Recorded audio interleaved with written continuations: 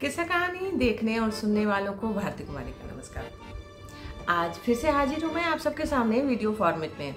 तो जब भी मैं वीडियो में आती हूँ तो शायद आप लोग समझ रहे होंगे कि कुछ नया शुरू होने वाला है और शायद अच्छा भी, जो आप लोगों को अच्छा लगे। मैं कोशिश करती हूँ ऐसी चीज़ें लाऊं जो हमारे श्रोताओं को अच्छी लगे सुनने में। तो उसी कड़ी में आज मैं शुरू करने जा रही हूँ एक उपन्यास। कौन सा उपन्यास है? उपन्यास के बारे में एक थोड़ा सा नाम तो मैं बताऊंगी निश्चित रूप से। एक छोटा सा पहले क्लू देती हूँ, देखती हूँ आप लोग खुद में सोचिए कि आप लोग पहुँच पाते हैं या नहीं उस उपन्यास तक। ये उपन्यास मूलतः बांग्ला भाषा में लिखी गई है और बहुत ही लोकप्रिय उपन्यास है। इसके लेखक भी बहुत लोकप्रिय हैं और इसकी लोकप्रियता इस कदर है कि इस पे हिंदी बांग्ला में तो बनी ही है, फिर हिंदी में भी फिल्म बनी है। समझ गए कौन सा उपन्यास है? शायद हाँ या शायद नहीं, लेखक तक तो आप जरूर पहुंच गए होंगे। जी हाँ, ये उपन्यास है शरत चंद्र की लिखी हुई परिणीता। आप लोग शायद देवदास समझ रहे होंगे, है ना? क्योंकि शरत चंद्र की लगभग सारी ही रचनाएं हिंदी में अनुवादित रूप में भी इतनी ज़्यादा लोकप्रिय हुई कि लोगों को, मैं खुद ही जब मैं छोटी थी तो मुझे नहीं पता था कि ये मूलतः बांग्ला के लेखक थे, क्योंकि इतने ज़्यादा अनुवाद हुए इसके हिंदी में और इतनी ज़्यादा लोकप्रिय हुई है। देवदास पर तो सिर्फ हिंदी में 3 फिल्में बनी हैं और परिणीता तो हाल की बनी हुई 2005 की फिल्म है परिणीता। इस वजह से हम लेखक तक पहुँचे जो साहित्य नहीं भी पढ़ते होंगे तो सिनेमा के बहाने ही। चूँकि मेरा पिछला भी जो उपन्यास था वो कोहबर की शर्त, उस पर 2 फिल्में बनी थी। तो ऐसे ही दर्शक पाठक जुड़ते हैं एक दूसरे से साहित्य और सिनेमा के माध्यम से। तो आज बात उपन्यास परिणीता और उसके लेखक शरत चंद्र चट्टोपाध्याय की। शरत चंद्र चट्टोपाध्याय बांग्ला भाषा में लिखते थे और उनका जन्म हुआ था 15 सितंबर 1876 में और उनकी मृत्यु हुई थी 16 जनवरी 1938 की। तो इस उपन्यास को सुनाना शुरू करने से पहले थोड़ा सा लेखक के बारे में, और अगर हम डिटेल या उपन्यास के बारे में जब हम लेखक को जानते हैं तो उसकी कृतियों को समझने में हमें आसानी होती है। तो परिणीता उपन्यास जो है ये मूलतः बांग्ला भाषा में लिखी गई है और इसका रचना काल है 1913। तो अब जब आप सुनेंगे परिणीता को तो ये बात ध्यान में हमें होती है हमेशा कि ये कहानी किस काल में चल रही है, किस पीरियड में चल रही है, क्योंकि तात्कालिक जीवन का वर्णन होता है उस समय की चीज़ों का, तो हमें पता होता है तो चीज़ें थोड़ी सरल होती है, हमें कहानी समझना हमारे लिए थोड़ा आसान हो जाता है। और हम इसीलिए तो हैं कि आपके लिए चीज़ों को थोड़ा सरल कर दें। आप लोग खुद ही समझदार हैं, लेकिन हमें सरल बनाना थोड़ा अच्छा लगता है कि हाँ हमने कुछ अच्छा काम कर लिया, मन में खुद ही अच्छी फीलिंग ले आते हैं हम लोग। तो ये 1913 की लिखी हुई मूलतः बांग्ला भाषा का उपन्यास है और इसका जो मैं सुनाऊंगी वो निश्चित रूप से अनुवादित रूप होगा। तो हमें सुनते हुए ध्यान रखना है कि जो रचना काल वहाँ चल रही है और चूँकि ये मूलतः बांग्ला समाज के बारे में लिखी गई है तो आपको तत्कालीन बांग्ला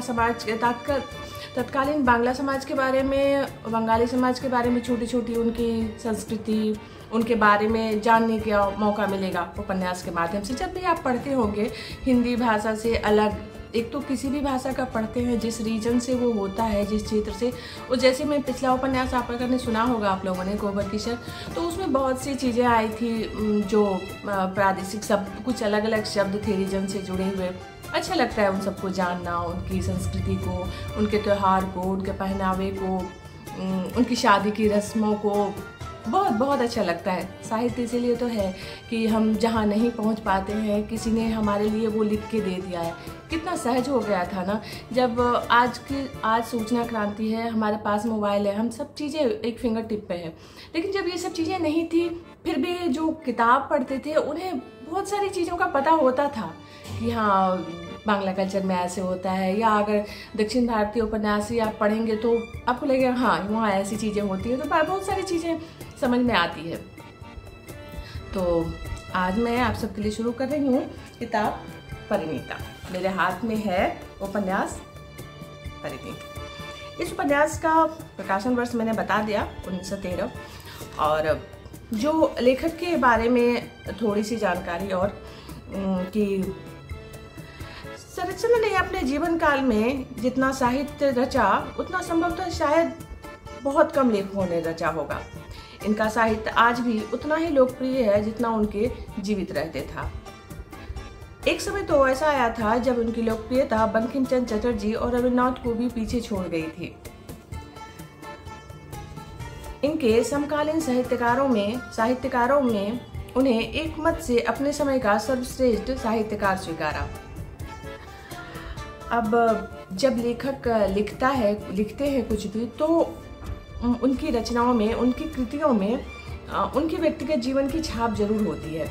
तो जैसे इनके जीवन काल में शरतचंद्र कुछ दिन बर्मा में रहे थे और उस वक्त जो इनका जीवन काल था यानी 1876 से लेके 1938, उस बीच में बर्मा भारत का ही भाग हुआ करता था। तो ये वहाँ पर नौकरी करते थे बर्मा में। तो जब आप इनकी रचनाएं पढ़ेंगे तो आप इनकी कुछ रचनाओं में आपको बर्मा का अंश मिलेगा। जैसे इनका एक उपन्यास है पथ के दावेदार, उसमें कहानी है बर्मा की। और इनकी जो लोकप्रिय कृतियाँ हैं, जो शायद सबसे ज़्यादा लोकप्रिय कृति वो है देवदास। किताब पढ़ी होगी, नहीं पढ़ी होगी तो 3 में से कोई ना कोई फिल्म ज़रूर देखी होगी आपने। वो उनकी देवदास की लोकप्रियता के बारे में तो क्या ही कहें हम। तो शुरू करते हैं उपन्यास परिणीता, जिसे लिखा है शरतचंद्र चट्टोपाध्याय ने। इस उपन्यास को मैं सुनाना शुरू करूंगी अगले एपिसोड से। आज ये सिर्फ परिचय था आप लोगों से, तो तैयार हैं ना आप सब मेरे साथ परिणीता के सफर पर चलने के लिए? मैं इंतजार करूंगी। धन्यवाद। प्रेम कहानी जो परंपरा से हटकर है, त्याग, संघर्ष और रिश्तों की अनूठी दास्तान।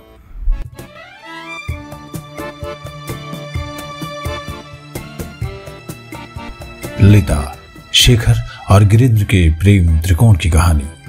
किसकी होगी ललिता? बांग्ला के महानतम लेखक शरतचंद्र चट्टोपाध्याय का उपन्यास परिणीता सुनिए भारती कुमारी से हर शनिवार और रविवार किस्सा कहानी के YouTube चैनल पर।